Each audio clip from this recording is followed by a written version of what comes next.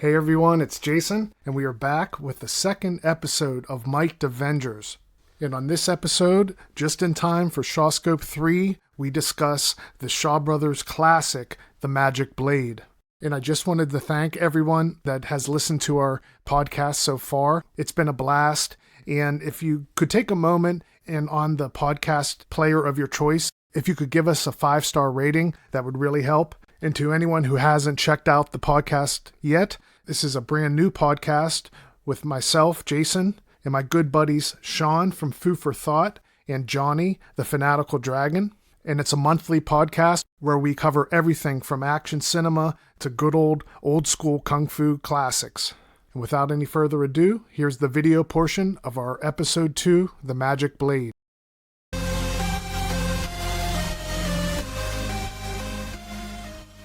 Hello, everyone, and welcome back to the Mic'd Avengers Podcast, episode number 2. We're back, baby.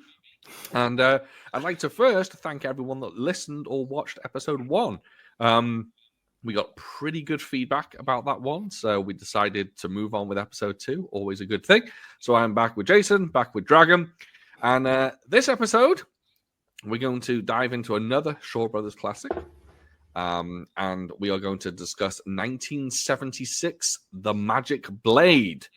Jason, you hadn't seen this one? No, I hadn't. Yeah, I was waiting for Shawscope 3, and it's been delayed from Amazon. And I had like a bad rip of this I was going to watch, but I went onto YouTube, and they had an HD version. I'm happy I did that. And I hadn't seen it before. My initial thought, we'll get into it, is that it doesn't feel like 1976 to me. It has more of an early 80s, like closer to Human Lantern. So it has to be ahead of its time in that regard. I agree. It's quite funny. I've seen this film before. I did not know that I had, which is really strange.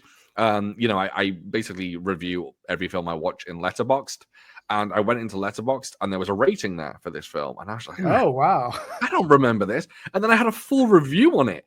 And I was like, I don't remember any of this. And when I was re-watching the film, I didn't remember a thing. So somehow along the way, I pushed this one out of my brain entirely for some reason. I don't know why. But watching it again, we'll get into it. But it was a very unique experience, a very fresh experience for me. And Dragon, you had watched this one before. I had, not for a little while, and I hadn't seen it looking as amazingly good as it does on Arrow's new restoration. I went back and checked my old IVL The Celestial DVD, which was supposedly remastered, but it's like night and day between the two. The Celestial one's super squished, and everything that Arrow did looks absolutely glorious. I absolutely fucking love this movie.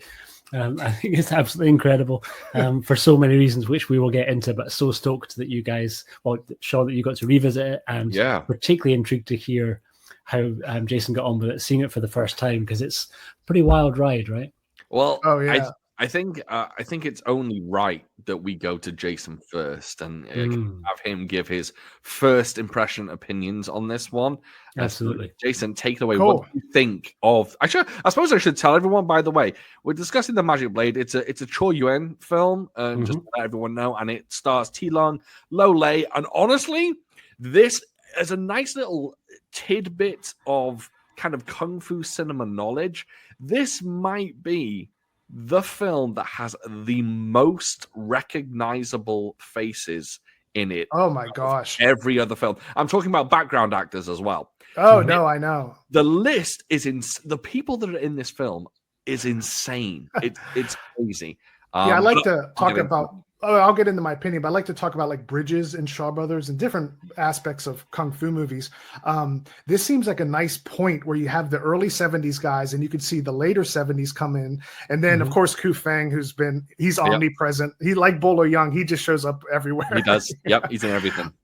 But I'll give my take. So I initially watching it, this is going to sound funny, but because I always talk about Chang Che and Lau Kar Lung, Cho Yun, for some reason, for a while before I start watching more various different Shaw Brothers directors, I thought that was the Chinese name of Corey Yun, like a while back, years back. Okay. When I would see it, I was like, oh, I guess like he chose Corey Yun, and then his real name's Cho Yun. But then there was a time I was like, wait, I'm looking at this list. I don't see no retreat, no surrender. I don't see Ninja in the Dragon's Den, you know what I mean? So then obviously as the years went on, I'm like, okay, I want to look into this guy, but this is almost one of my first proper looks. I have to look at his filmography. The things that stick out to me are, I love how everything's dark, a lot of outside shots. That's the first thing I noticed. And I got some horror leanings, not as blatant as Human Lanterns, but the way they make T Lung walk, I was like, well, actually it's before Michael Myers, but it's so on, like, you know, it's like an ominous figure walking in. So I was like, is this another Human Lanterns vibe? As it started, the music, the wind blowing. And now this makes me want to ask you, Dragon, it wouldn't be the Arrow restoration, no way, on YouTube. That's just probably the old Celestial, because it has the Celestial intro, which they have on the Arrow, but it wouldn't be the Shawscope 3 on YouTube to rent, right? I wouldn't have thought so, nah, because that's a new restoration, but completely new one by Arrow from the original Neg. So I think I got that squished one a bit, but like watching it, I'll jump to it. Overall, I thought it was really good. I watched it twice. The second time is so much better. This is a very dense. There was a lot of errors in my subtitles. I'm sure they're fixed in Shawscope 2, but my subtitles had so many typos. Lots of like when it's supposed to say, look at that man, it would say, look at that men. It had a lot of like small little errors. So, this is a type of movie you get to the end and it makes it all make sense. The meanings interjected and everything. But as it goes along, I saw the differences in his directing. I felt like he was very brisk. He would jump scene to scene. And it kept it moving along, but sometimes it wouldn't dwell too long. The fights were short, and the exposition you would see in Shang-Chi movies were like the Spearman of Death, or the Spearman, Flag of Iron. They talk forever for like 20 minutes. These guys' backstories left and right, and it gets a little slow in the beginning. I love that movie. This, you're just going to see the two people, you're going to learn about them, and it's going to all unfold. And at the end, it makes it all make sense. The philosophy of the movie, I thought it was great. I thought it was really good. But I must say, it lost me at certain parts, like the chess scene and stuff. That didn't really do it for me. But it made up when it got. Okay. Yeah. Well, which chess scene? Because there's a few. Because chess is a sort of recurring motif, right? Because I think maybe we should set the scene a tiny little bit for. I hope everybody who's listening to this has definitely seen it. But essentially, we kind of start with Loli meeting Taelong, and you find out that they've dueled a year previous. T-Lung's bested Lole, and they're basically having a rematch where last time it was to find out who's the best swordsman. This time around, only one person's going to survive, right? Yep. And right in the middle of them about to kind of start to have their battle, some assassins show up trying to kill Lole, and T-Lung basically then segues into becoming Lole's protector, weirdly. So we're saying, like, no one else can kill you. I'm going to be the one that kills you. That's like, that's just something that I'm going to do. So he then, ultimately, the two of them kind of have this sort of very reluctant alliance of sorts, where they're not going to fight until they get to the bottom of who's sending these assassins. Turns out to be a very secret mystical master called Master Yu, who seems to have a whole bunch of different assassins, very colorful, amazing group of assassins that he's going to send out. And then the bulk of the film is them really being drawn ever closer to the temple where Master Yu is supposedly staying, with a mind to stopping him from getting a mighty, maybe MacGuffin-esque weapon called the Peacock Fan, which has the power to take over the entire martial world. So try and stop him in his tracks, stop Master Yu, and then finally, eventually, T-Lung can kill Lole's character, right? And then there's a lot more that we'll get into, but that's the basic setup. But when you mention chess match, there's a few different chess beats, and there's this, for me, the first sort of chess sequence is one of the coolest things I've ever seen in a Shaw's movies, when they arrive at the little village and everybody's fucking dead, but it's been set up like puppets, right? Talk about horror. That is very taken from a horror film. It's very if I can reference, I'm going to reference a modern version of what might be a classic, but House of Wax, for example. I've never seen the original, but I've seen the Paris Hilton, the classic Paris Hilton remake. But yeah, it's very House of Wax-ish. It's very just spooky, eerie, and I absolutely love that. Like Jason said, a lot of horror elements in this one, as well as, I admit I haven't seen many spaghetti westerns, but T-Lung's character in this with the poncho and the kind of lone gunman quote unquote. 100%. Very, very Western-like. But yeah, it's kind of like a mishmash of genres at times, and I love that. But I agree with you. That sequence with the everyone's dead in the restaurant, fantastic. Yeah, that I love that one. That was great. It was when they got to the chess match with all of them fighting with Norman Chu. Yes. It was okay. I think it was so dark. I think, like you said, the squished and the version I had, it just didn't look. I'm sure the Arrow version will be better. Oh, it looked glorious on the Arrow. Okay, version, yeah, mine. It's like, oh wow, do they have enough lighting? It looked very dark, and then that scene. But then once it got to the forest scene where you see those famous pictures of T. Lung, those classics, I have to say he is such a badass in this. He couldn't be any cooler. And and when you talk about like transitions, you have the baby face T. Lung with David Chang in the early 70s, like Vengeance in that period. And then this is his middle period where, we talked about his 5 o'clock shadow and he looks so cool with the poncho. And then later, like a ninja in the Deadly Trap and beyond, he becomes this very majestic. He's like the elder statesman, you know? But in this, it's just such a nice middle period for him. He's so great. And there's just a couple scenes that lost me a little bit. And then, and something funny at the beginning was when you're young and you'll do like Kung Fu movies with your friends with like a whatever VHS. Of course. When he says to Lole, I can't remember why I wanted to kill you. I wrote that down. I love that. I love that. Is such a line when you're 8 years old, when you were imitating a Kung Fu movie. That's what you would say off the top of your head because you didn't know why you want to kill your buddy. Yeah. But so a couple of those moments lost me a little bit, but that's just par for the course. It made up for it by the end, and I'm excited to talk about the larger message and a couple strange things. I thought when Lole split, that was so, I had to watch it twice and rewind, like, where the hell did he go? It was so quick that I was like, where did Lole go?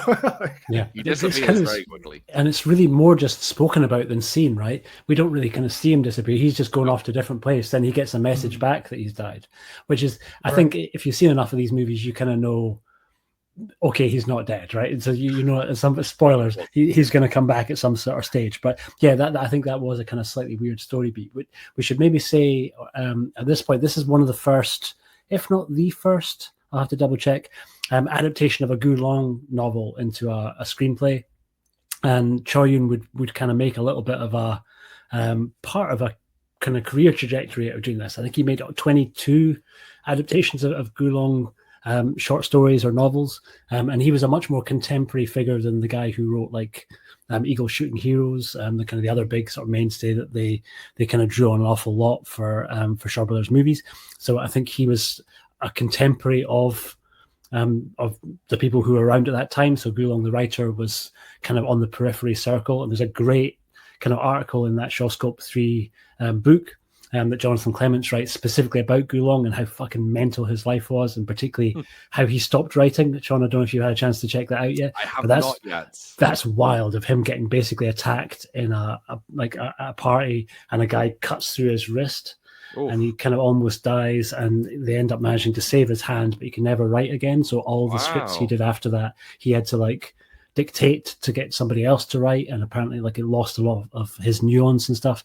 But yeah, he and Chow Yun specifically had this incredible sort of run of working on projects together, and that Shawscope 3 set really highlights some of the better collaborations between the two. That there's so many Chow Yun movies on that set, and we get 5 on the box set this time round, which is a very wonderful thing, and some of the ones they picked are really very magnificent. But yeah, this one was quite early on in their sort of their trajectory of collaborations together, and it's just a really crazy, twisty, mental mashup of a movie that moves at such a brisk pace, right? That there's a speed to it, even though it's quite long, because they say it's an hour and 50, I think.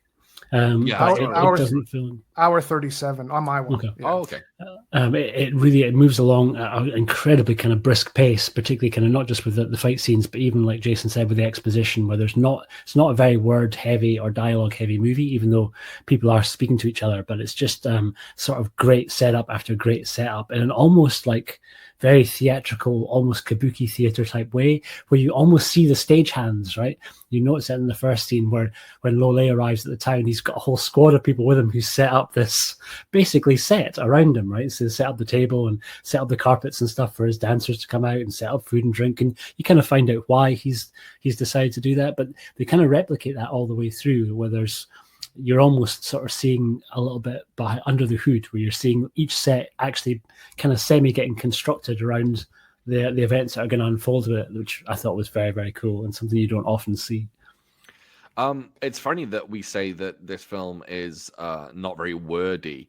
Well, firstly, for a Choi Yun film, it's actually very it's non-complex, because Choi Yun is very well known for making very twisty, turny, kind of in-depth, long films. And this one's kind of simple, but I actually did a lot of research in that I checked a whole bunch of reviews online, and it's surprising how many people say this film is overly wordy. And but the interesting thing is, those people who reviewed the film have read the novels, and apparently T-Lung's character is like a lone, like wolf, a man of very few words, very stoic. And in this one, they find that he actually talks too much in comparison to the novels. Also, in the novels, he's actually way more of a tragic character. He's got epilepsy. He's got a lame leg. Can you say lame anymore? I think we can say that, right? I missed the memo that is a problem. Yeah, I never know these days. I don't know what trap I'm going to walk into. You can always go with the old failsafe of Gammy if dodgy. Yeah, he's got a limp. Let's just put it that way. He's got a limp. He's epileptic, and apparently he's got this like terribly tragic life where he was assaulted as a child and all sorts. But people kind of complain that they don't go into that, and this version is like a kind of shadow of that version, who's way too wordy. But for us, this is very simple, not so wordy film, which is I find that quite interesting. Slight little tangent. What popped in my mind there, have you heard the story of Sylvester Stallone on First Blood? What happened with that movie? It was like 3 hours long, or 2 hours, like in 40 minutes, very long. And speaking of wordy, he talked a lot. He had all these one-liners, like when the cop pulled him over, he says, "Oh, hey, easy rider," and these bad jokes. Sylvester Stallone hated it so much he wanted to burn the thing. So they edited it down from 3 hours to an hour and a half. So it's kind of similar, you're saying, like a novel down to, and they made him barely talk, but that's why it's so good. If he had one-liners, that ruins it. You need him to be that vet, like. Absolutely. Yeah, that's really That's what it reminded me of, though. Yeah, that's what it reminded me of. Oh, but I think the point on there is that in Chang Cheh movies like Spearman, they want to just tell you the history, and now Guok Choi is going to go off. And I think I keep bringing up Flag of Iron because there's similarities where once Guok Choi goes away, and Flag of Iron is a remake of sorts of Duel of the Iron Fists. And when he goes away, he's just constantly be attacked by assassins. This is like a version of that where I'm sure you guys noticed. I don't think outside of T-Lung, I hope I'm saying her name right, Mrs. Chu and her father, is there one good guy in this movie? Every single extra and individual. Okay, and I'm sorry, the girl in the alleyway with the golden flower scene. Yeah, and the guy selling the food. But the exceptions are there. That's about it.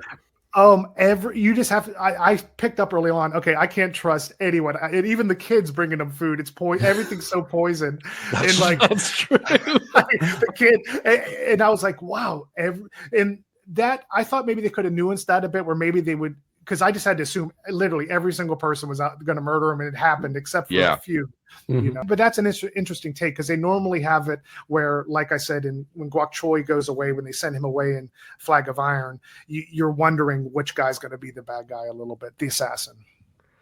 Yeah, I think it's very interesting in that this film presents a lot of characters.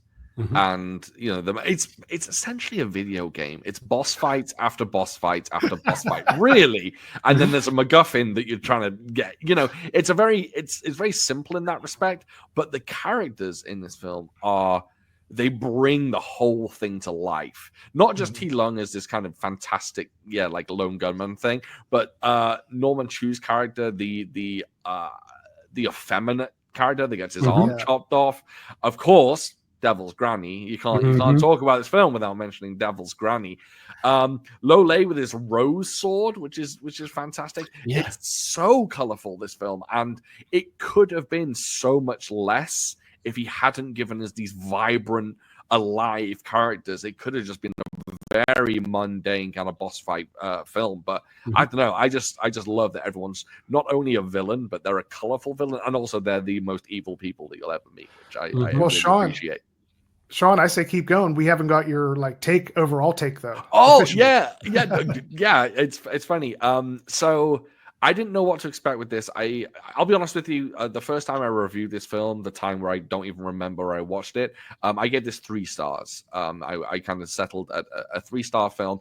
I watched Letterboxd 4 or 5 is a max. 5. Sorry, I should say yes, 5. Okay. So I gave it 3. Watching it this time, I did not recognize myself that wrote that review. I don't know who that guy is, but basically he's a bit of a fucking idiot because I gave this 5 stars. I will honestly, I think this would be in my top 10 shores. Whoa, there we go. Yeah, there we go. I loved it. I absolutely loved it. And I'm at heart, I'm like I guess a kung fu shapes guy or shapes kung fu guy, and I'm very much kind of lean towards the Lau Kar Lung camp and like monkey kung fu and 5 super fighters, stuff like that. Yeah, this was just something else, and it absolutely blew me away. The action is so like you were saying, for 1976, it's crazy. Personally, I think this has better fight scenes than Human Lanterns, and Human Lanterns is years after. And it's got the same fight choreographers, which is insane. But I'd have to think about that. But what's strange, I want you to keep going, but what's strange on this is it starts with that 70s, like when the sword fighting in the mid 70s, it has a slower feel to it when it starts, but this seems like it starts for 5 seconds and then it just ramps up. They had to have been ahead of the curve. Human Lanterns is so slow-mo to me. They seem like different animals. The fights in that, he loves slowing that down. Yeah. You're right. They're very, very different. But this, I don't know, this film it tends to hit everything that I really like about kung fu films in general. It just, the vibrancy of it, the twists and turns, the fantastic hero. Let's be honest. If someone was going to ask me if I could have a prop from any kung fu film, T Lung's weapon in this, I might consider that as an option. It's a hell of a choice. And I just loved everything about it. I was a little worried how they were going to stick the landing on this at the end. I was a little like, how are they going to pull this all together? Especially when it gets a bit meta, where like you are really Master Yu, and it's or you become Master Yu. But they actually nail it, and it's got the typical kind of brash Shaw Brothers ending, which I really liked. And I love playing kind of spot the actor in this. That was a fun thing for me. Apparently, so I'm just going to go very quickly over a list, right, of people that are in this film. So you got T Lung, Lole. I'm going to talk about recognizable faces. Lily Lee, Fan Mei Sheng, Ku Feng, Norman Chu, right? Yeah. Incredible. Great. So then the smaller roles, this is one I didn't notice. Apparently Sharon Young Pan's in this film. I did not spot her in this film at all, but apparently she's in it. So Yun Hua is in this film, who I noticed, I spotted. Corey Yoon, I spotted. Feng Hakan, I spotted. The whole Yoon clan is in this film. Everyone, from Yun Wu Ping to Yun Shun Yi, all of them. Yun Biao is in this film, who I didn't spot, but when the Devil Granny does like 19 backflips in a row, I'm like, that's Yun Hua or Yun Biao. Easily, definitely. It's got to be. Mars is in this film. Alan Choi is in this film. And then Xu Xia is in this film. I think that's how you say his name. And I spotted him as well. But that is an absolute just wealth of faces in this film. And for so many legends, and especially Yun Wu Ping is apparently in this film. And just think, in 76... was he not working on Secret Rivals at that point? Yeah, probably. In 76? It's crazy that he was essentially in this a background actor, but he was already a well-established fight choreographer in his own right.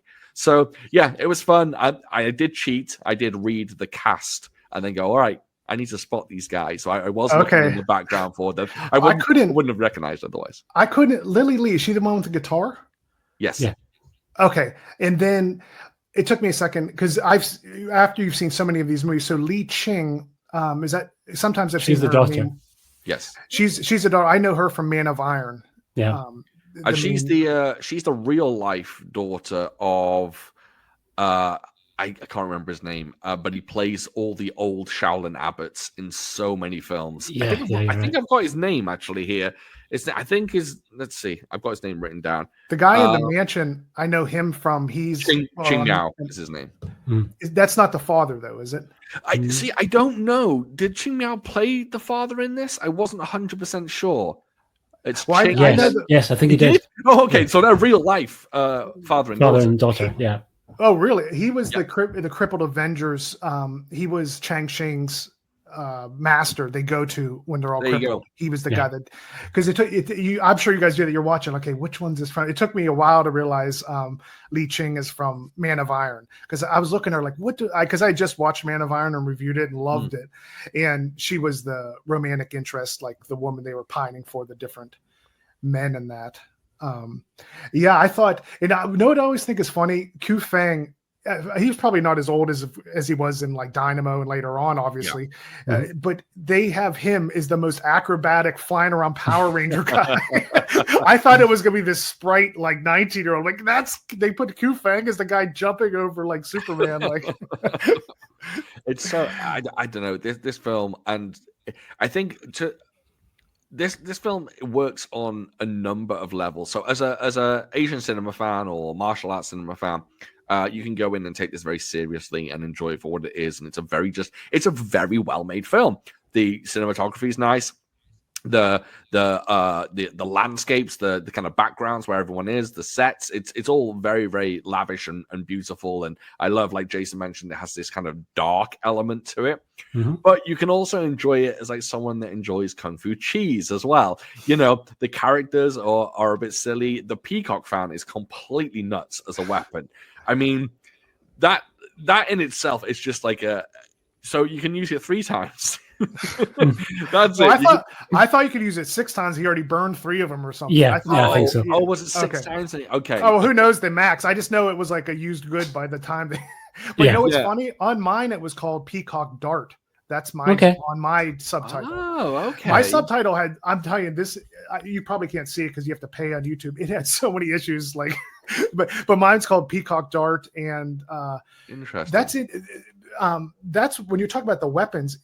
That's like the other cast of this movie. The weapons are like their own cast. If you think about it, like everyone's represented by a weapon, and it's like. But I kind of didn't understand why they called it the Magic Blade. They could have called it the Peacock Fan, maybe a little more, because it's for T Lung's blade. It's T Lung's weapon. No, I know why they did, but I don't know why they chose. Like that is such an amazing weapon, but. What I'm saying is the movie, everyone's talking about the Peacock Dart. Completely. But it's like such a red herring. But I think you would be disappointed on some levels if they called the film the Peacock Fan or the Peacock Dart for how it's used in the movie. You'd be like, wait a minute, what the fuck? Because it's really.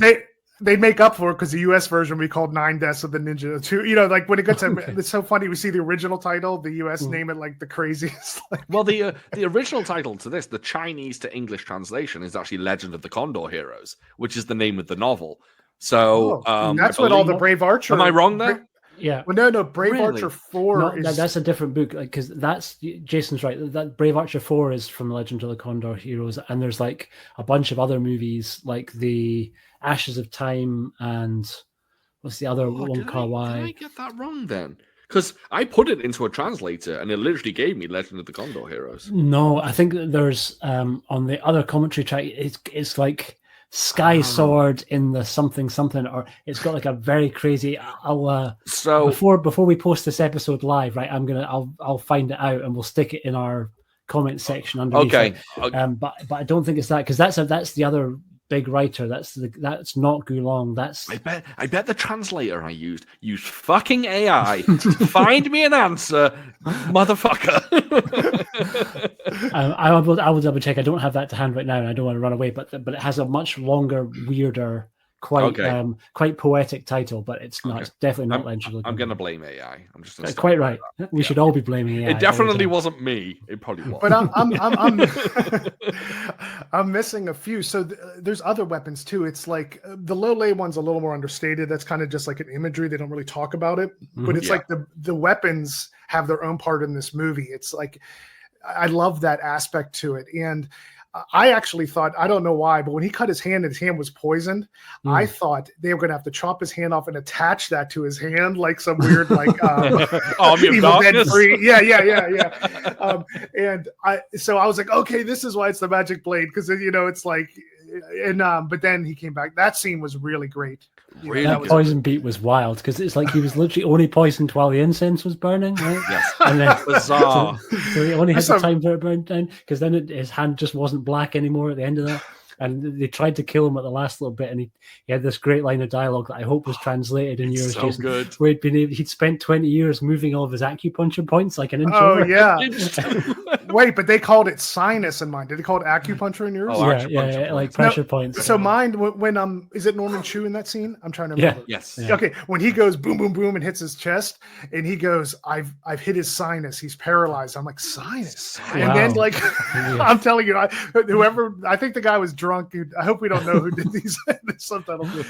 So then later he goes, yeah, it took me 20 years, but I could move my sinus by 1 inch. And that was a flashback to us making kung fu movies we're little. Like, it's taken me 20 years. Like, it has that fun little campy energy. Yeah, it does. It really does. Let me ask you, does it have the English dub on the Shawscope 3? Oh, I didn't look. No. Okay, because I don't think so. I think that'd be a joy for me coming off of these. I had the rough subtitles. You guys had cool things like what Peacock Fan and acupuncture. Mine is, so I think it would be neat to see the I'd love to hear the English dub if it had those classic voices on it. Let me see if I can double check that while we're talking. I don't think it does. I didn't spot it either, but maybe I just wasn't looking properly. Because sometimes, like, I think, Shaun, you've recently posted, and we're similar. On the ones I've known from back in the day, I tend to go to the English dub because I love the classic feel. Yeah. And I often talk about the grindhouse in the theater. There's something about the English dub. To be honest, it makes it, of course, a little campier and cheesier, but that's part of the fun sometimes, the whole 100%. Vibe of it. Mm-hmm. But on this one, I think I needed it because of like the lost in translation and the subtitles. But certain movies like Heroic Ones, which one is my favorite movies ever, that's like even. I love the subtitles and I love the English dub on that one. Definitely no English dub on the on the Arrow set. Okay, really? That's well. I'm just Mandarin. I'm kind of lucky in that I kind of grew up with all the English dubs, and I have a fondness for them. But now with the Shaw sets coming out, I'm purposely revisiting them with subtitles, just to see if I get like a new flavor or whether it feels like a new experience. And in a way, it does. It does take away slightly that cheesy element. Mm-hmm. Although I'll always respect the dubs because they're just so fun. Mm-hmm. Yeah, I was going to do a video on who did the dubs. I knew it better before. It was this team that did Godzilla, led by a guy named Ted, and Tommy Retro from the Mighty Shaw Brothers group taught me this. But there's that secondary team that did Spearman of Death. I'll keep calling it the U.S. name, Flag of Iron, and did Legendary Weapons of China. And some of those voices are just so rough on that dub. So when you go to the subtitle of that, it really brings it up, the seriousness. Like I remember in Legendary Weapons of Kung Fu, as I knew it, he's like, man, you're really crappy. Remember like that? It would just have like really weird tones. It brings it down a lot, that second team. But when I hear that voice of Ted, who does that main, I call it the master killer voice. He always does usually the main character, Guok Choi. Yeah, and I think he did a lot of the early Jackie Chan's as well, right? Yes. And they say they're British. It doesn't sound very British to me. It's kind of like they kind of weren't, they weren't doing like the Queen's English. It sounds kind of like a mix to me a little bit. I love those dubs, but sometimes when I start watching the IVLs and you didn't have a choice, the movie felt so much more serious and like it took you a different direction, But Dragon, now it's your turn. Let's get your take. You gave us a little hint of what you thought. I'd love to hear your... Well, and you guys covered kind of a lot of the beats that I really love. Kind of for me, it's kind of unashamedly a wuxia movie, as many of the films on Shawscope 3 are. So there is actually very little hand-to-hand kind of choreography in it, but they kind of found a way to really kind of give everything its own sort of feel. So each of the fights, it never kind of feels repetitive, which I really love. And some of them, some of the setups might be a little bit kind of weirdly goofy. Like that, there's in the one in the forest, literally the guys assemble themselves in a big word on the ground. But I love that shit. Right? It's something quite bizarre. I like that scene. For how I didn't like the chess scene, I love the wood scene. Maybe because all those classic shots of T. Lung were him in the woods. They took a lot of stills from that. I remember back. Yeah. And it looks great. And the kind of the way that they've done the color staging with basically all of those guys. Often the villains will all have a very distinct uniform that works really nicely. Those guys are kind of like sort of B look of like kind of yellow and black sort of outfits, or kind of orangey and black outfits. It's really cool. But I love. I think Devil's Granny is maybe one of my favorite lower tier villains in any Shaw Brothers movie. She's just phenomenal, and that actress just knocks out the park. I love that she's kind of got a lone wolf and cub baby cart that sometimes she's just like cooking people in. Other times it seems to be housing like 20 dudes that jump out of it in the middle of that chess fight. It's like a clown car. Yeah, 100%. And she's just like relishing in her madness. And she's like, I think she's certainly the most colorful, but also the most tricksy, right? Where she's got the most stuff going on. And from her first appearance, when she's sending out the kids with the loaf of bread with blades stuck in the middle of it, great, genius, through to kind of her basically like throwing explosives, and I think she's also the one that poisons him. So I think she's kind of really instrumental amongst the kind of the villains, as making it really hard for the other ones to try and make their mark. Like, I love Norman Chu, but you could blink and forget that he's in this movie, really, because of how much he's kind of overshadowed by Devil's Granny. She's fantastic. Well, speaking of, can you recall what I thought was the funniest? It had Norman Chu, the funniest Devil Granny moment in the movie. Does it stick out to you? I don't know which one I know you pretty well, but I don't know which one you would kind of go for. I like when she goes to eat T. Lung. That bit's quite funny. When she goes what? She goes to eat T. Lung when that's it. No, she tries to take a bite out of him. Well, no, mine is probably a subtitle thing. She tastes his blood, and in the subtitles it goes, "Oh, this is so delicious." And she goes in to drink more, and Norman Chu goes, "You're going to suck his blood right now?" He's like, "Get out of here!" Mine said, "Suck his blood" on mine. Yeah, I think our son's a little different. That's a great moment. Oh, I cracked up. It's like she was so greedy. She's like, and I'm thinking, you just poisoned him. Are you sure you want to be like chugging down like his blood? Yeah, it's funny. Some of the subtitles do add to the comedy. Earlier on, there's the wood devils that come out very early. Mm-hmm. One guy inside a tree. Oh yes. It could, I think it's them. But Lole goes, "Oh, they're the most expensive assassins," and they get killed in like 3 seconds. I'm like, they're the most expensive assassins you can find. They die immediately. And I had instant 5 element. I wrote this in some notes here, like. That was like a 5 Elements Ninjas precursor with them coming out of the tree, out of the ground, and 100%. Yeah. And I thought, like, I wished Lily Lee had been in it a little bit more. And R.I.P. Lily Lee, because we lost her very recently, actually, just within the kind of last couple of months. But she, I think, still very young here at this point. I think she's probably barely 20. She started at Shaw's when she was 14. Wow.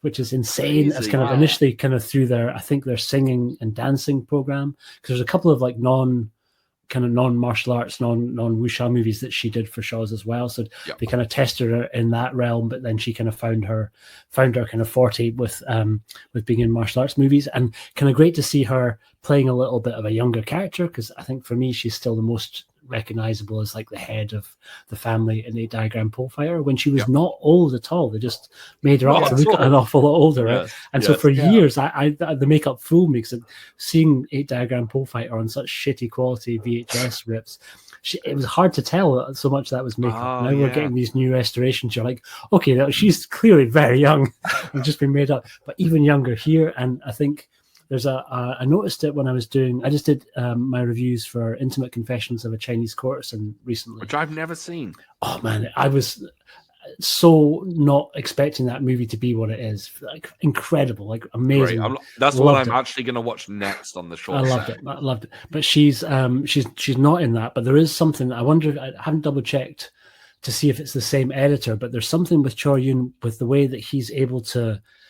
There's almost like. Do you guys know who Peter Hunt is? Peter Hunt was like the editor who's sort of credited with kind of inventing the style of action that James Bond movies would use in their early stages, right? So he was the editor on Dr. No, and particularly on From Russia with Love. And he was became quite well known for really shortening the sequences an awful lot. So he was clipping things an awful lot more into the movement, rather than before that you would have almost seen like a whole little section of action play out before it moved to the next beat. And it can make like the Green Hornet or something. Yeah, right. Where it can feel really quite, I don't want to say clunky, but it can feel very slow, and it's very purposeful. So you're seeing more, and it doesn't want to go too far in the other extreme and become like super shaky, fast cut camera work that we sort of relate to like the Jason Bourne movies or whatever in their later instances. But there's a sort of Peter Hunt-esque kind of style to the way that Chor Yun cut action, particularly when people are using trampolines, where he cuts into it really kind of so close to the wire that it feels really fluid and really nice when you're seeing people move. I'm thinking of Lily Lee when she basically, in about 3 moves, bounces from like firing stuff out of her weird guitar thing up onto the roof, and then she's gone, right, in like 3 short shots.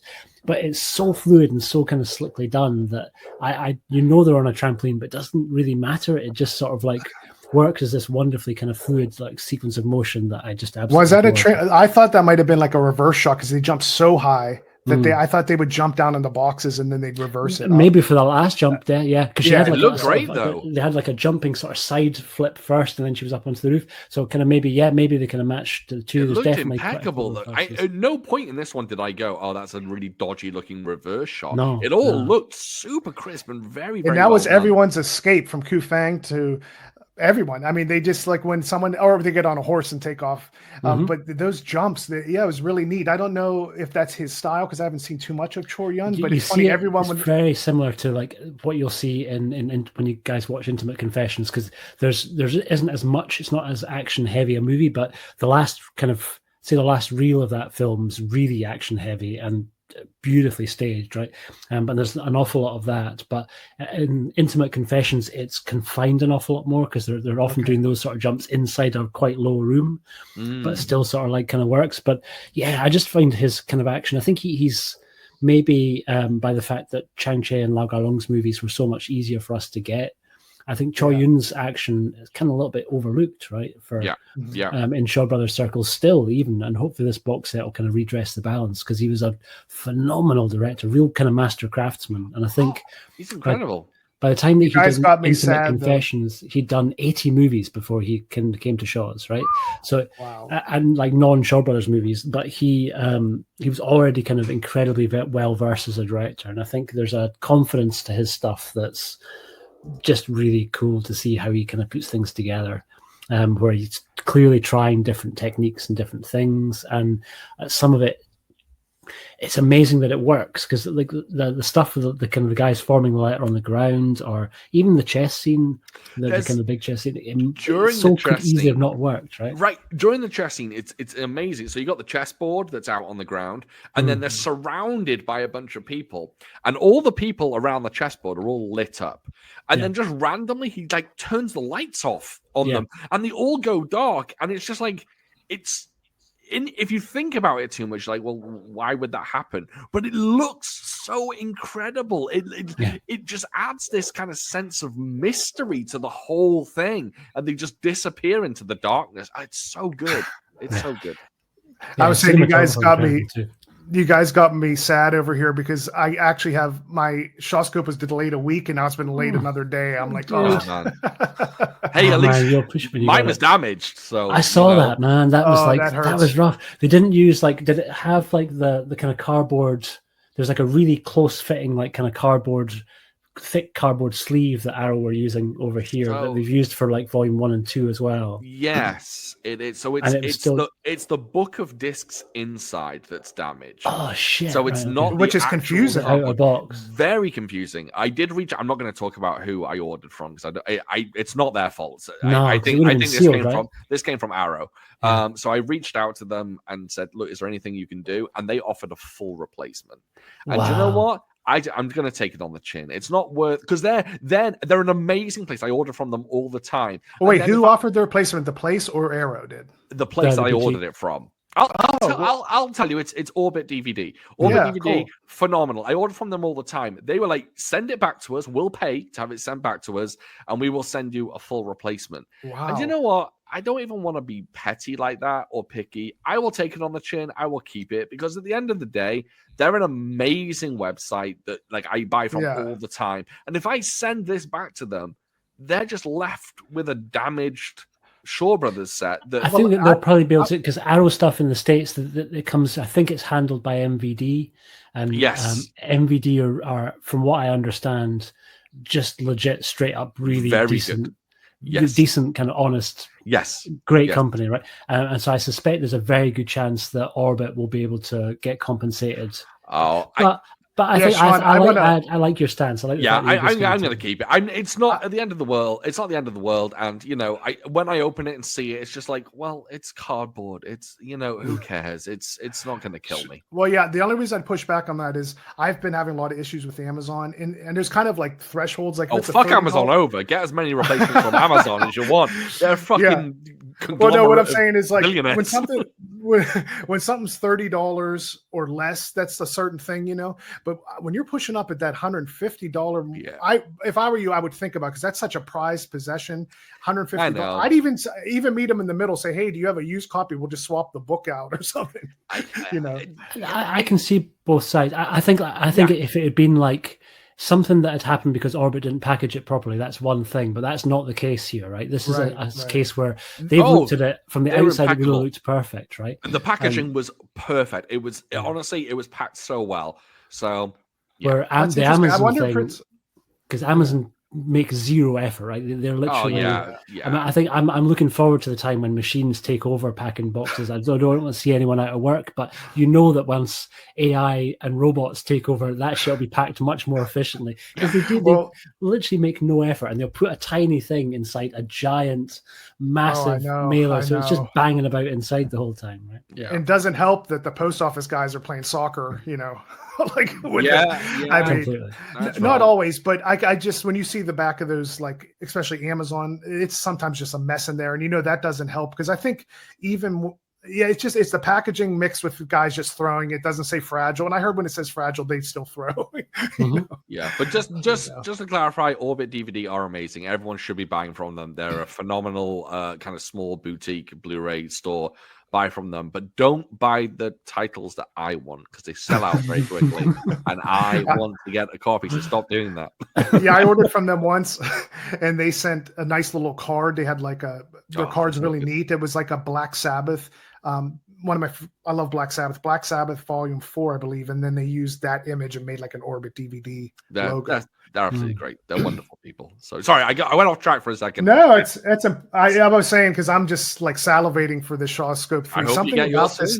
I know it says Wednesday now. It was Tuesday, now it's Wednesday. I don't know what's going on with that. I mean, I don't know. Although the news about Shaw Scope Volume 4, I am not too happy about. That it is going to be entirely non-martial arts. Really? Yeah. But that's what they said about this one. That's what they said about this one coming in. True. Apparently, someone's confirmed it. I don't know who. I would take that with a pinch of salt, because I've heard a couple of titles that are on there, and that doesn't fit. Good to know. All right, then, forget that. What was the volume?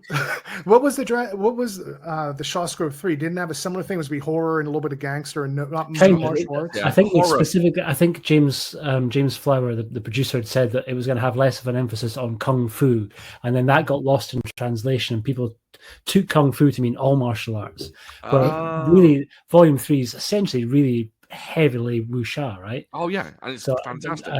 I think there's a couple of omissions in Volume 3 that I would be very surprised. I would be flabbergasted, in fact, which is something that I'm not often, if we didn't get Return of the Bastard Swordsman at least on Volume 4. Because why, right? Why would you admit, right?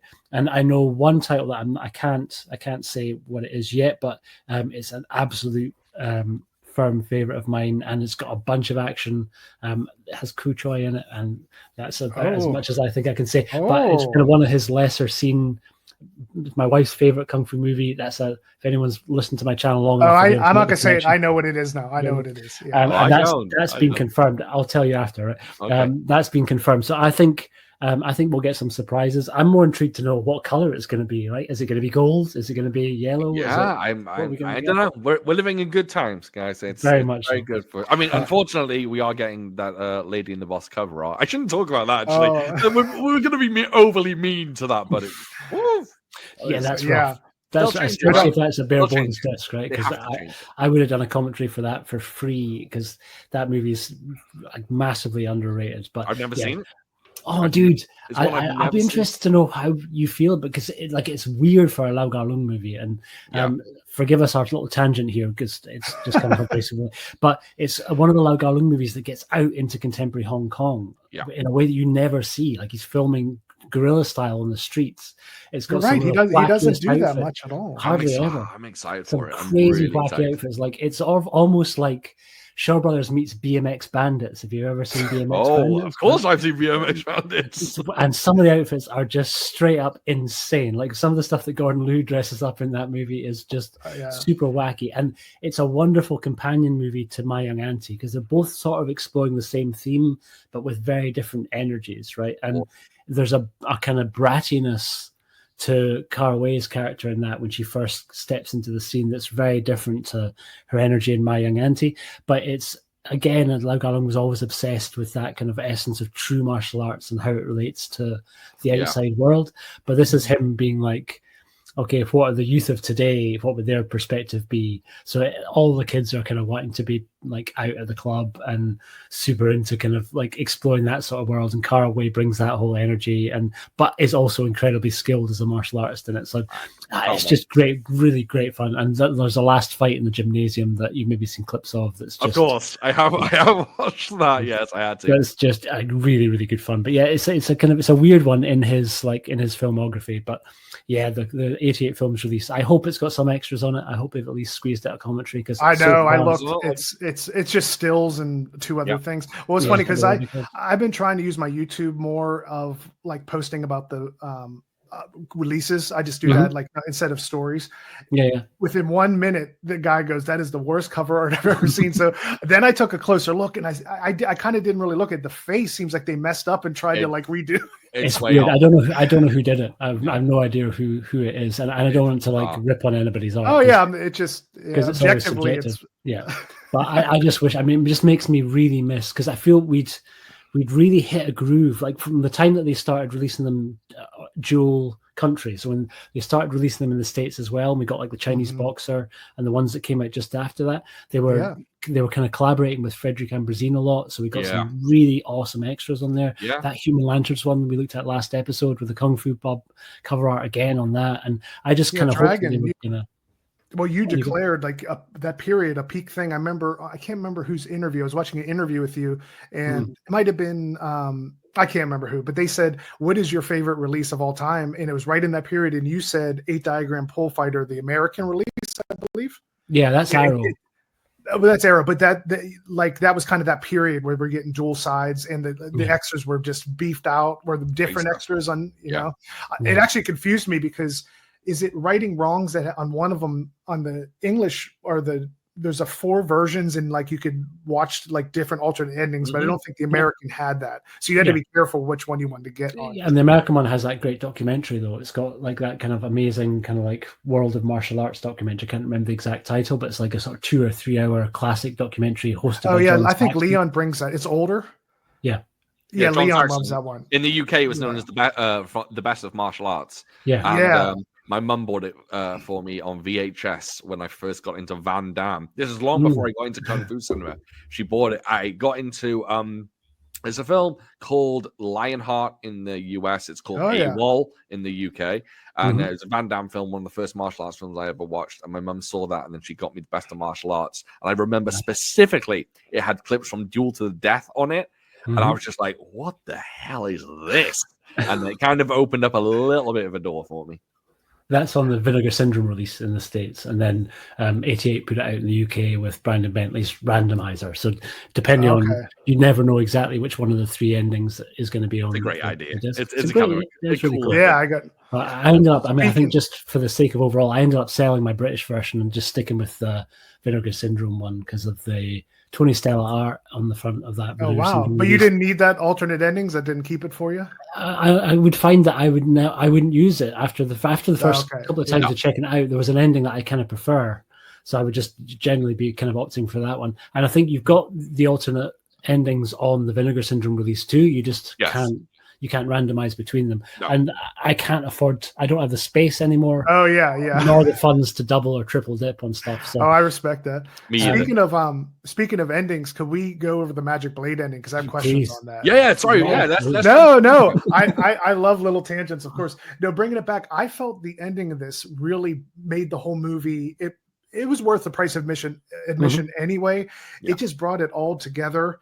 And I did sometimes when movies like Inception and Fight Club, sometimes they take a weird ending. Like, in Fight Club, when I was younger, I didn't really like the fact that Tyler Durden wasn't real. Like sometimes, and as I got older, I can appreciate it. Like that's the point of the story. Yeah. But when I'm young, when things go into dream, it was all a dream and stuff. I lose it. But when they were showing T. Lung in that mirror, like you're Mr. Yu, I was like kind of teetering towards some of that disappointment, but they just made it all make sense. And they had to fake out with Lo Lei, which only right at the very end did I realize that was Lo Lei, right? Like whenever T. Lung realized. I'm glad you didn't watch the trailer because the trailer spoils. Oh, really? Oh, no. Yeah, the original trailer just absolutely gives you every fucking beat, right? Something that people always blame American movies for doing, but no, that was like the Hong Kong trailer for that. Jesus. So I call that the Terminator Genesis effect. Terminator Genesis, they knew it was going to flop. So for some reason, they're like, we're just going to tell them. They showed John Connor was this guy. And I watched, I was like, I just saw the whole movie. And then I still tried the movie, that's a whole other thing. That was horrible. But that's a bummer when they ruin stuff in the trailer like that. I actually like Genesis. I've got a love-hate relationship with because it's got Lee Byung-hun in it playing the Terminator for a while, and I love him so much. Right, I don't hate that actor. I don't hate. Oh, really? I thought Dark Fate, which wasn't amazing, it was good, but I thought that crushed Genesis for me. Dark Fate. Look, Dark Fate is good. It's a good film. People say it's terrible. I really enjoy it. The action is superb in that film. The only thing that lost me on that is. I don't know the only thing that lost me on that is like I had goosebumps in the theater and I knew they were going to see Arnold, but when he opens it up, it suddenly felt like a Saturday Night Live skit, like he's in a flannel, like cooking pancakes or something. I was like this, and he's like, "Hello," I can't do an Arnold voice, but that kind of felt very Saturday Night Live. Like we finally have Arnold, like he's here. Like, well, he was in Genesis, but that was convoluted with. I did like the Genesis fight at the observatory at the Griffith, like the throwback to when Arnold landed, he's fighting. I was like, this is great. But whenever that guy with the curly hair that was John Connor, I thought he was horrible. The whole middle just lost me. And they, Dark Fate I thought was really solid. I thought that was solid. But I guess it didn't make enough money. It's done now, I think. Until, of course, there's going to be 30 more. There'll be 30 more reboots with. But Magic Blade. Yes. The ending, great ending. What I was saying is like, so when Mr. Yu did show up and he was telling him his plot and what he wanted to do, it was just so shady. One thing I want to ask you guys is, so I thought it was very interesting. Is that Mr. Yu's wife that he has go to try to be the temptress? Good question. My beat on it was that was Lo Lei's. Yes. Okay. Maybe not. Yeah, but maybe she was. The one who sort of basically offered herself, like that's Channy Ten-Ni, right? Right. But she did say this was Mr. Yu's idea, but it's confusing because Mr. Yu could be Lo Lei, or it could be the actual Mr. Yeah. So that moment where so she's offering herself up and then he says, no, I'm here for Mrs. Chu, and this almost sounds like our last episode. We have similar actresses and wives, but he says when and she gets so mad that so Mrs. Chu comes in, and strangely this was a nice fake out, she starts acting the same way. She's undressing. I'm like, wow, that is not her character, but obviously what it really was is she was showing, and my thing was called the poison dark coat in my peacock dark cloak, and that was brilliant, and that faked you out a little bit because you didn't know what was going on because the father whispered to him. But I didn't understand. The deal was if he gives over that, they won't keep her and kill her, so he gave over to Mr. Yu. Was it just an honor thing that they still had to have the duel? Because I thought it was over. They were going to be able to leave because he turned it over. But he said, no, I still have one more duel. Is that just like his honor and they have to have the match? Yeah, still? I think that's like just the element of being a hero, right? You've got to take out who essentially is the bad guy, and he was the bad guy. Yes. Yeah, I thought that was very... I think we kind of also got a sense that like when T-Lung cuts open the mask, he's not surprised that Lo Lei's inside it, right? He knows. Right. I think he knows that it's kind of all been leading up to that, and that's kind of what he set out to do initially, was to kill Lo Lei's character. He's been essentially looking forward to this duel where he can finally beat him. Yeah. And I think that the stuff, there's a couple of things that we should maybe mention, because Choi Yun, unlike Chang Che and Lau Gar Lung are two. There's a beautiful turn of phrase that Jason, you coined in our last episode of being the two train tracks, right? And I fucking love that analogy because it's so true for probably all three of us. They were the staples that took us into the wonderful martial world of Shaw Brothers. But Choi Yun, I think, maybe had a slightly more healthy relationship with the genders and with sexuality in general. So you see tits in his movies, right? Which is kind of quite surprising if you're so used to Chang Che and to Lau Gar Lung movies, because it's like, much so. Wow, okay, right? Because there was certainly, we saw that a lot more in the Shaw's exploitation in their horror movies. A lot of that was just a blatant excuse, real kind of definitely exploitative, where you would have slow motion of a girl running topless on the beach for like a 3.5 minute long shot, and you're like, okay, I get Challenge of the Tiger. That sort of vibe, yeah. But I don't get that from Choi Yun's movies, where I think he genuinely, it's more, there's a shade of eroticism in it rather than it being exploitive. I think he's doing it in a way that feels a little bit more genuine. And I think there's a body double for Tianyi Ten, because she definitely wasn't up for the idea of doing nudity. And the cinematographer had a fucking challenge there, but pulled it off so nicely, where he shrouds her face in darkness, right? And really that's how I knew. Yeah, it was a cool shot. I was like, they wouldn't obscure her face that much. Like if they had actually her, 100%, right? And there was definitely the other two girls who were there purely because they'd been paid to be naked, and they were the two girls in the background that he's just like, nah, not interested in.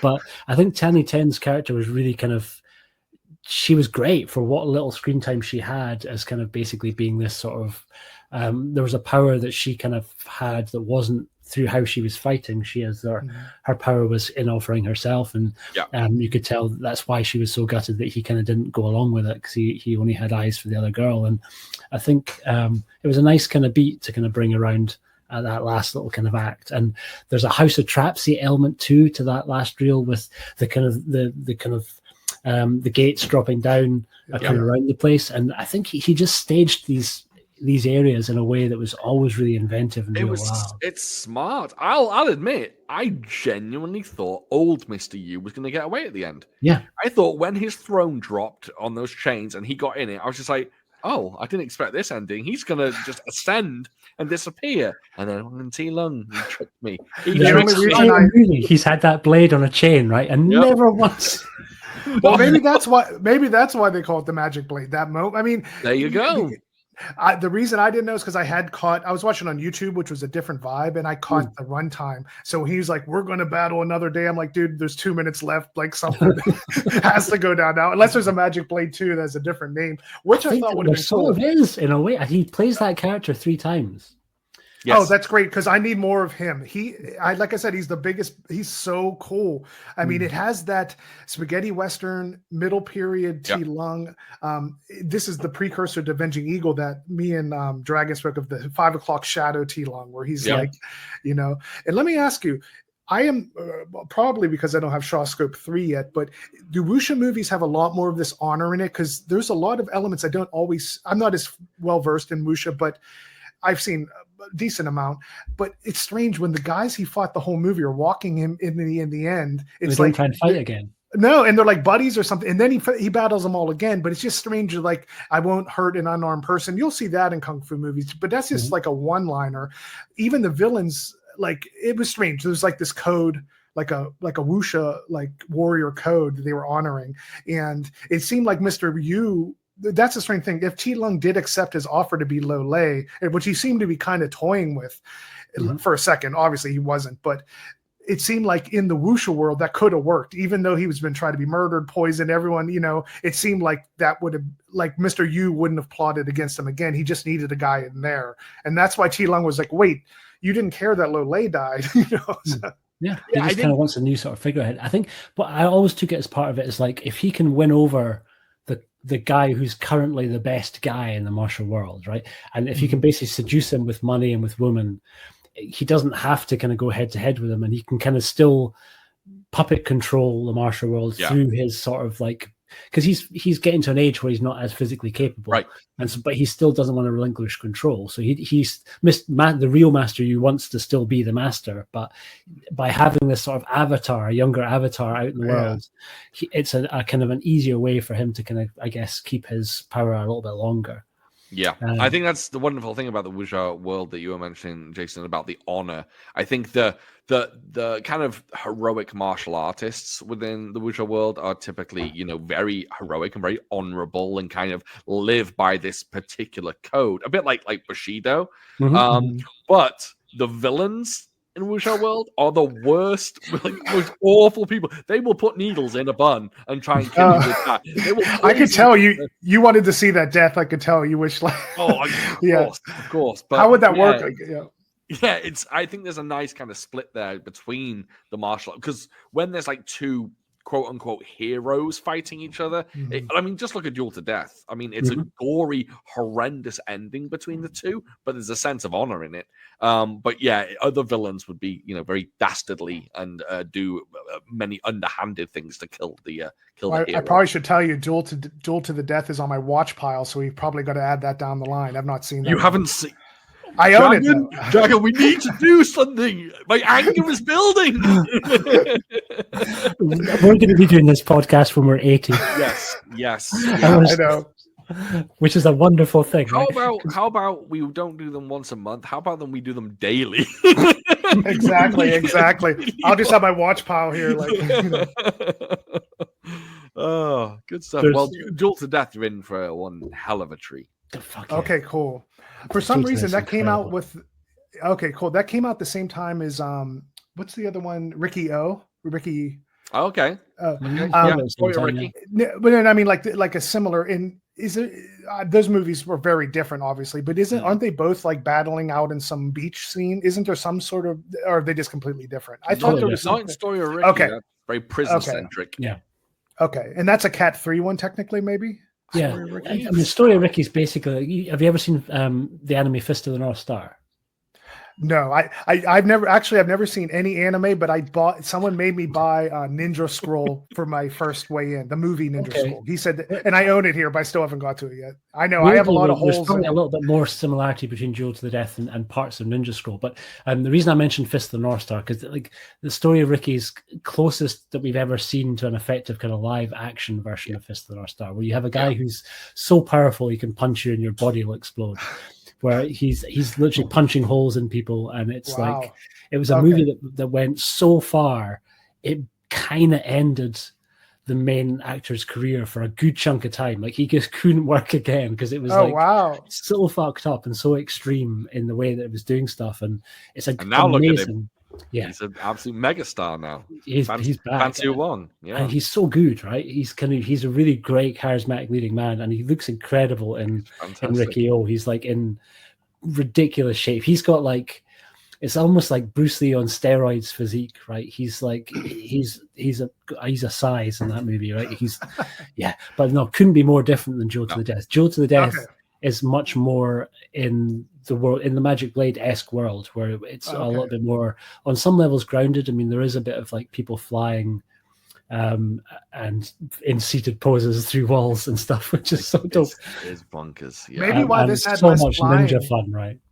Yeah, maybe this had less flying because it was earlier on, because the wire work became more advanced. Like it was more trampoline and reverse jumps until about late 80s or late 70s. I mean, which I think is maybe why I prefer this era, because although they're still doing some of the wuxia traits, it doesn't feel as.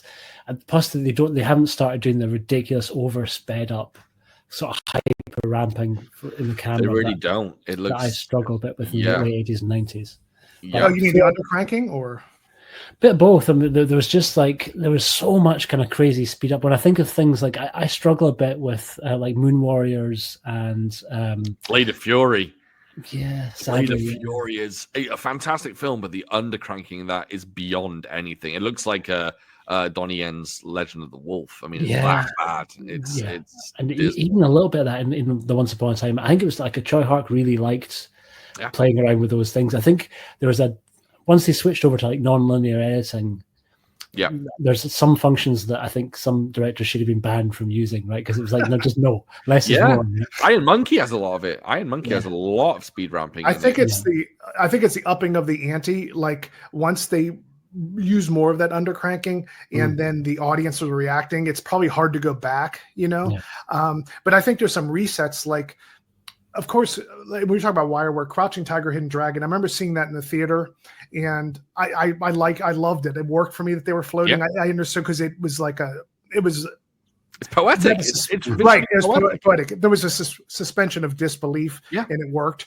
But when it got back to Ip Man, it felt like that was like a traditional throwback. I didn't feel that was super undercracked. I felt that was more, you know, like a little more traditional. It was faster. I think they kind of mastered it in the later years, where undercranking is there, but you really have to look to see it. If you have a nice suspension of disbelief, and you're like, okay, Donnie Yen's really moving that fast, you can kind of trick your brain and go, yeah, legit, he goes that fast. And I think I would even go as far as to say some of the 90s stuff with Jet Li, he moves so fast, but you can be like, well, Jet Li is that fast. But at one point, I think in the 90s, they just ramped it to just an insane level. And it just looks, there's a certain group of martial artists online at the moment that make short movies, and they have brought back undercranking. And is that your friends or no? No. Okay.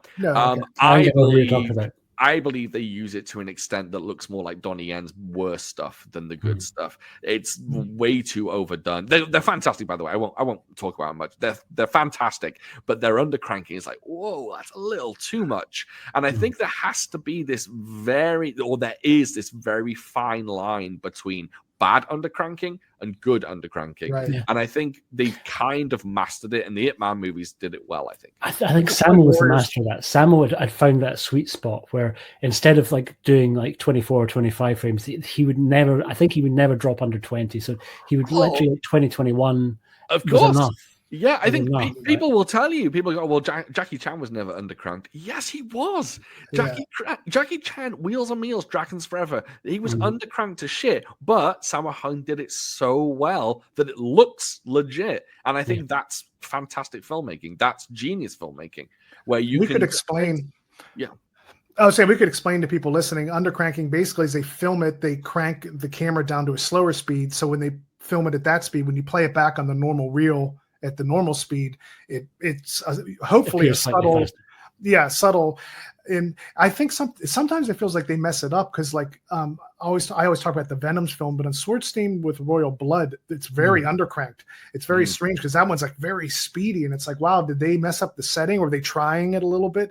And you could tell when the guys in the background are also kind of like, you know, the guys watching start moving like kind of quick. They look like those inflatable guys that you see.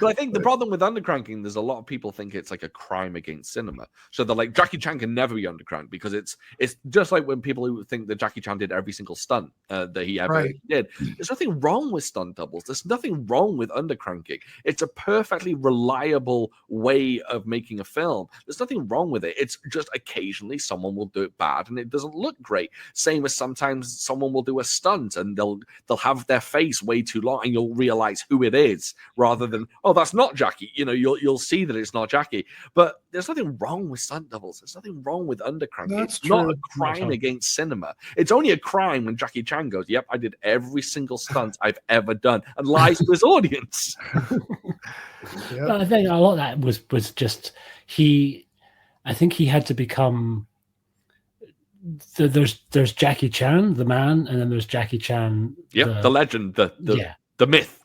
Yes, and I think a lot of it was probably an easier conversation for him to lean into than having the 1 millionth question about like So who would win, you or Bruce Lee in a fight, Yep. right?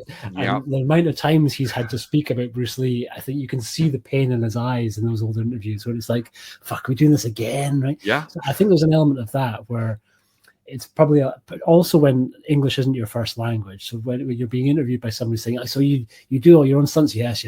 Because the reality of saying, well, actually, there's a team around me, that's a longer conversation in a time when TV interviews didn't want to give someone 5 minutes to speak. Yeah. They want to give you 5 seconds for an answer, right? So I don't think we should judge him too harshly. There's not at all. And let's be honest, Jackie Chan did 90% of his stunts. That's amazing. You know, he did a lot of them. So that in itself is super impressive. Who cares if there happens to be one kick that he can't do and Chin Kai-lok has to step in and do it? Nothing wrong with that. My hope is that eventually in future years to come, we will stop focusing too much on Jackie Chan as the actor and stunt performer, and we'll actually herald Jackie Chan the director, because those first Police Story movies are like so well realized. They've got some goofy moments in the middle of them, but when you kind of look at the plotting of them and how they've been staged and how he kind of balances his exposition with the action sequences and still gives the audience a little bit of the old goofy Jackie that they kind of, I think they loved so much from his He's kind an incredible director. Miracles. I think Miracles is an epic. Yeah, completely. I think that jump to Police Story has to be one of the biggest jumps in the whole genre, because there's a lot, but just meaning like you could feel it building up, but it's such a turn of the page. It changed the whole 80s, you know. I think we should we'll put these ones on the list as well for some point. We can really dive into them, but I think so much of it is like born out of disappointment and a degree of resentment. So that's because of what happened to the Protector and Battle Creek Brawl. Yeah, him being like, fuck, okay, and him particularly with the Protector, and I think it was having that experience of how it so much didn't work. And this is not a total slight on the Protector, because I actually quite enjoy the Protector, but I think the experience he had on that and probably feeling like his wings had been clipped so much is what made Police Story so much. He had a vision, and like he's like, oh, finally, I'm going to go and make Police Story, which is truly my vision. And completely. And you guys have read his autobiography, I Am Jackie Chan? Yeah. I haven't read that one. I've read his. Wait, which one's the most recent one?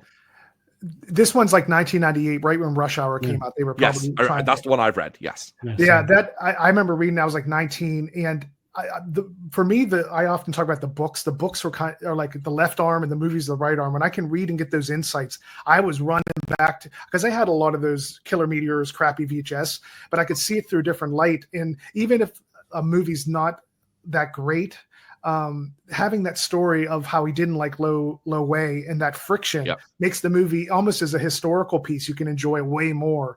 And you hit it on the head, Dragon. It's just I was surprised how much he wanted to break into America. Like that was like his life's goal in a way, it seemed like. So when he did those Battle Creek Brawl and Protector and they flopped, it was so, like you said, this was a complete answer to that. He's like, I'm going to go back, and he took some elements of it, you know. I think it's ironic a little bit that he wanted to bring his style to America, like his true Jackie Chan Hong Kong style to America. And then when America finally did get his style, they were just like, oh, we're going to water it down and make it, you know, just exactly. We'll make Rush Hour. Yeah. I'm going to do a Magic Blade style master stroke of linkage here, because Jason, you mentioned Killer Meteors, and Killer Meteors and To Kill with Intrigue, both also written by Gulong, who wrote the screenplay. There's a book reference. So I think it kind of same origin story, though very, very, very different kind of scripts or very different stories that they'd adapted, right? And I think they really dialed down the wuxia aspects of those two stories. You see a little bit more in Killer Meteors, and if you think about Killer Meteors, it does have an awful lot of similarities to the Magic Blade in terms of some of the weapons, and particularly the type of character that Jimmy Wang Yu plays in Killer Meteors is very much cut from the same cloth as T-Long's character in the Magic Blade. So there are certain tropes that he kind of really liked to use, and I think I've got it open in front of me, but there's as far as the Shaw Brothers side of things, there was 2 other times that T-Long played that same role. So he was playing Fu Hongshui. He does a small cameo in Death Duel in 1977, and also a prequel to the Magic Blade called Pursuit of Vengeance, which I have not seen, but neither have I. Tracked down, also from 1977. And then he brought the character back in Frankie Chan's remake of Pursuit to Vengeance called The Warrior's Tragedy from 1993. I haven't even heard of that one. No, that's our Shawscope 3 book. That's our little further viewing notes bit at the bottom. Yeah, I think. Sorry, go ahead. I was saying we're coming around the bend towards like an hour 20. You want to give our final thoughts here? Yeah, we can definitely wrap this up. Yeah. So I'll just say, absolute classic. I think this one is way up there for me. Unfortunately, I think this podcast might end up with me every single week going, well, that's in my top 10. And just because sometimes I just feel like, I don't know, this film was so fresh to me. It just felt so unique. And especially as someone who's kind of stepping slightly outside of his kind of old school kung fu box, if that, like Mystery Chess Boxing and World of Drunken Master and things like that. I'm a very, like I said, shapes guy, and finally dipping my toe into more wuxia and watching this it was just eye-opening for me. So colorful, so vibrant, 5 stars across the board. I absolutely loved it. A true classic in my eyes. Awesome. Yeah, on my end, if someone's listening to this and want to check it out, I'd say watch it on YouTube if you don't feel like buying the Shawscope 3 just to get that nice HD version. I mean, of course, grab Shawscope 3, but if you don't want to spend that money, and I think people will enjoy it, but I think watching it twice for me, because it's a lot of singular sentences, so it's not like wordy, but each line's very powerful, so you have to really pay attention, because if you look away for a minute and miss 2 lines, you missed like a big piece of it. And so I say watching it twice brought it all home. And I think the philosophy, not chasing the power and money, the moral of the story, how it all came together in the end. And there's when he's talking to her in the woods, he brings that up. He said, like we said, my subtitles were different, but it said, when I chased money and happiness when I chased money and power, I was the least happy. The man who just, all he does is chase his career is the saddest, and different things like that. Nice. That was like a foretelling of what the point of the story was. And it's like all the shiny things in the world that want to pull you in, like greed and everything. They were all there to do that to him. And at the end, he was facing himself in the mirror. There's definitely, and it's probably in the novel too, but I saw the deep, deep meaning of all this, that it made it all worth it.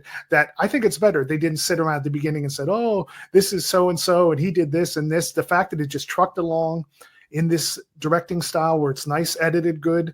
I felt a little bit of he's more in the Sun Chung camp of things, he feels like that type of director versus our 2 train tracks. And I think it's great. I definitely recommend to everyone to check out. And I think my thing that I would recommend, like I said, is to watch it twice, because I think the second time brings it all home. Awesome. Yeah. I would slightly contradict my brother on one little point and say don't buy it on YouTube. If you don't want to commit to buying the box set, just get the Arrow Player. The whole Shawscope set has gone up onto Arrow Player with all the extras. I keep forgetting that. Oh, it's like $5, right? Yeah, and often you can get like a free trial for 7 days. Oh man, I spent $3 for the YouTube event. I never thought to, when you said you'd done it, I never thought to, I wish you told me beforehand, because the Arrow Player is unreal. And I think if a lot of people already have Amazon Prime, so if you have Amazon Prime, you can usually add it to your Prime subscription for free for like a week. And then you can get all of them with all the extras up there as well. And that's you get rare to see these beautiful new restorations. And I think in some cases, it went up onto the Arrow Player before the physical media release came out. Arrow's really trying to push their streaming service. So I think they've been staggering it. So I think the first 4 discs went up right at the beginning of November.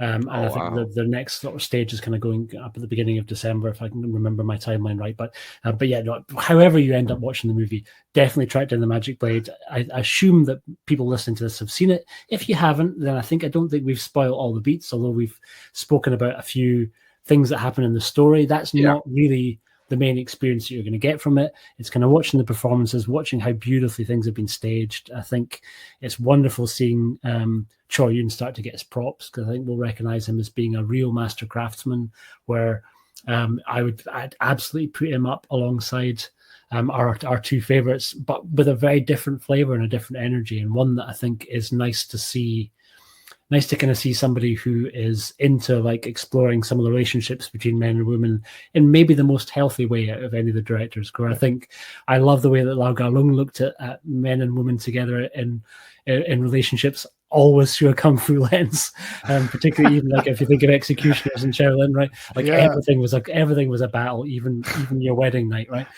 And Chang Che was so trying to kick over the tracks of what came before him, so he was really trying to get away from what King Hu did. So he didn't really want to kind of explore yet another kind of female-led movie, and so he did his own thing, where there are some women in Chang Che's movies, but they're not really there with any sort of consequence. And so I think Chor Yun maybe had the most well-balanced chance for basically kind of highlighting the performer no matter what gender they had. And God, I'm sounding super progressive and I don't mean to be, but some of the female characters in Chor Yun's movies are exceptional, right? And particularly in The Magic Blade, we get to see a whole bunch of that. So it's just a really refreshing, great palate cleanser between some of the other movies that we saw. And I loved Volumes 1 and Volume 2 so much.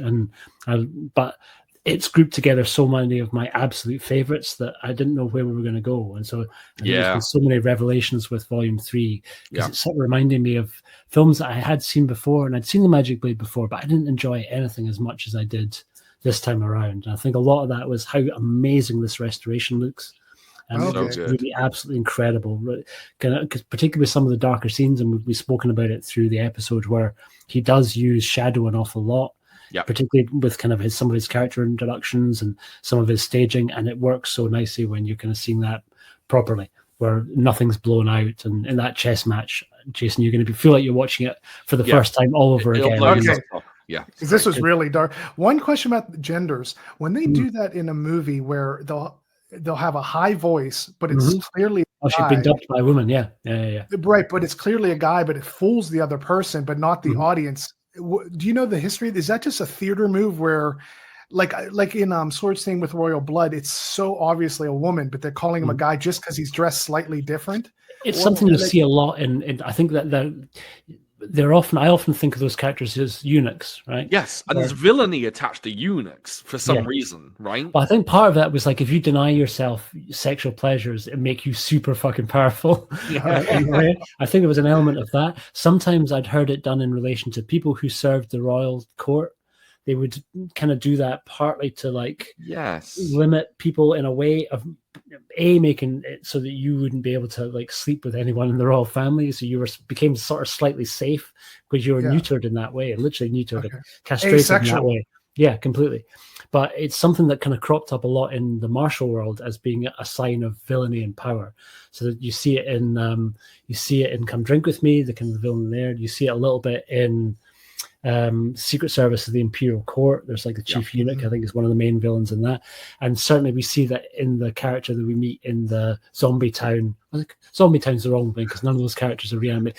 House of Wax Town. Better. In the House of Wax little village, we certainly see that character there who kind of gets the arm cut off. And I think that's our villain from 5 Super Fighters, right? Just a lot younger. Is that him? Yeah, I think so. Oh, Kufang? I think so. No, not. Is it Kufang? Let me just double check and make sure, because I think he is. What's that character's name? I'm getting his name wrong as well. I also love how in that scene where they're all dead and he throws that chess piece away, say don't touch that, and they all fall over. And it explodes. Yeah. When those two guys are sitting there, the sheer amount of cockiness, it's like equal cockiness. T-Lungs, they're both saying, like, I noticed in this movie, they're like, well, you're going to die here today. I'm just letting you know. Like, I love the cockiness on both sides. Fun, not Kufeng, Quan Fun. It's a Ku Quan Chung, yeah. And I think, and I'm just double checking his filmography because I'm sure it is. He went on to be like that main villain. In what year is 5 Super Fighters? 79. Yeah. Oh, I'm thinking of someone else then. I'm thinking of Quan Feng, the villain from 5 Super Fighters. And that's not. I think that's maybe me that's making the mistake. This is the dude who's also in. We'll see him in Bloody Parrot, and he's in. I think he's in. God, he's in a bunch. God, this is going to be a staple. Every episode I'm going to make. I like it. I'm going to basically confuse two people, and I've done it once again. God damn it! But not the guy from Five Super Fighters. But he's certainly very magnificent. Some people might call this film woke in that moment, though, unfortunately, because this guy gets misgendered, and then he goes, "No, I'm a man," and then T-Lung's like, "Okay," he just moves on, like doesn't question it, doesn't. Yeah, it's great. Yeah. It's great. Yeah, people call that woke these days. Oh yeah. So you want to bring us home? Oh, go ahead. I will. Just one last thing. This is totally random. Totally random.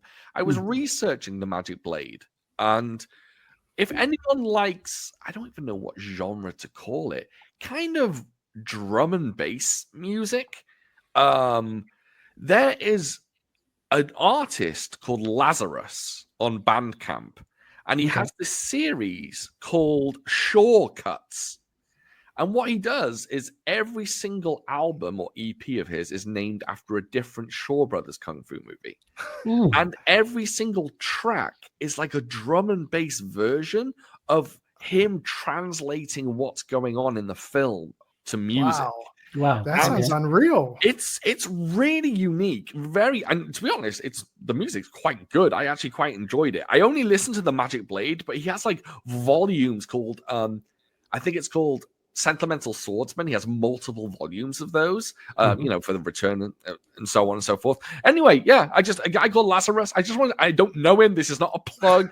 It's just something I just stumbled across, but I thought it was really, really cool. The guy's from Germany, and I just thought it was a really But do you think cool. It's on Spotify and YouTube Music or just Bandcamp? Do you know what? I didn't even go to the extent of looking that up. I should check that out. While you're checking that, I should say, because you've reminded me that I should kind of give a wee little shout out to somebody who we discovered that we kind of lost earlier this year. So Jason Kane passed away. Apparently, I think around the time in June, but the word just didn't really kind of spread. And I kind of got a couple of messages just I think last week or the week before from a couple of people from Rodney and from Ricky, basically saying that he'd passed away. But Jason Kane was a massive, huge, indescribable impact on my childhood. He founded the Made in Hong Kong VHS label, so he was the first guy to bring sort of Shaw Brothers releases over to the UK on VHS. So he put out Five Venoms and Mad Monkey Kung Fu and Dirty Ho and John Woo's The Killer and Snake and Evil Shadow, Drunken Master. Basically, everything that formed my love of Hong Kong cinema came through that Made in Hong Kong. It's where it all started for me there. Yeah, I think for all of us in the UK. But he also had this whole other career where he made music under the name Depth Charge. Before the Wu-Tang Clan were putting kind of hip-hop samples over the top of beats, J. Soul Kane was doing it first. So he made sort of instrumental kind of hip-hop and electro-inspired music loaded with samples from movies. So often from spaghetti westerns and from horror movies too. There's a great track, if anyone wants to start, just do a search for Depth Charge Shaolin Buddha Finger, and you'll hear him taking a whole bunch of cuts from Shaolin versus Lama and putting them over the top of some really kind of great sort of dub bass lines. And he passed away, I think, from he did have a few long-term medical conditions, but right up until the very end, he was super active. He'd sort of segued away from music. He ran a record label right up until the end, but he was working more as a photographer, sort of street photographer. Did beautiful street photography, which I think his Instagram page is still up, and you can check that out.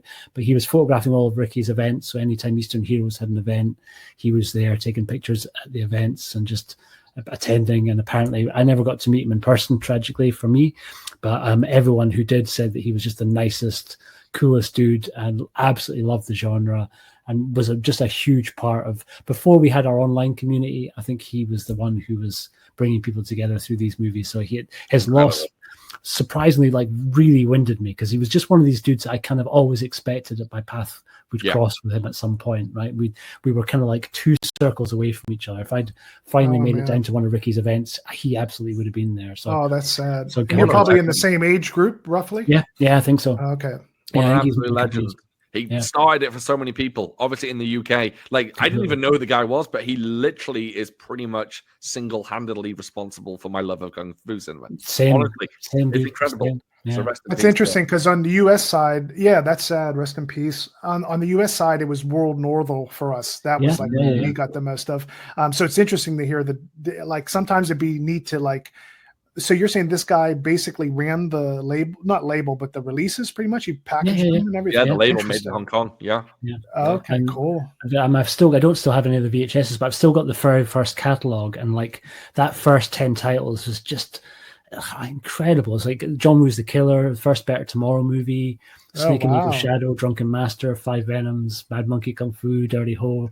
Did it have the US titles, or did it use the Chinese titles? I was often wondered that for England. For here, I think we always had the Hong Kong titles. So I think we got... it wouldn't be Five Deadly Venoms. It would just be the Five Venoms. I think actually for that one, I think it was maybe the Five Deadly Venoms, but certainly we never got 36 Chamber was always 36 Chamber over here. We never got Master Killer. I think 8 Diagram Pole Fighter was never Invincible Pole Fighter over here. It was always 8 Diagram Pole Fighter. I think things got a little sketchy when Wu-Tang got popular and they started changing a number of titles to be more Wu-Tang centric. Yeah, you meaning Wu-Tang Collection, not the Wu-Tang Clan.